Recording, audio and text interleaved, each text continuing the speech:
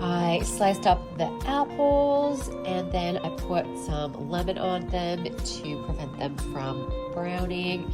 And then I put some water, maybe about a quarter cup of water, just to coat it and give it a bit of moisture in there. And then I sprinkled some gluten-free flour on top and some cinnamon. Now I'm gonna bake them to start cooking them down a little bit while I put the topping together, and then I'll add that on top after. In the crumble, I put half a cup of oats. I actually wanted to put a full cup, but I didn't have a full cup of oats, so I put the other half organic quinoa flakes. So you could do a full cup of oats or do half and half. And then I did a cup of almond meal and half a cup of butter and lots of cinnamon.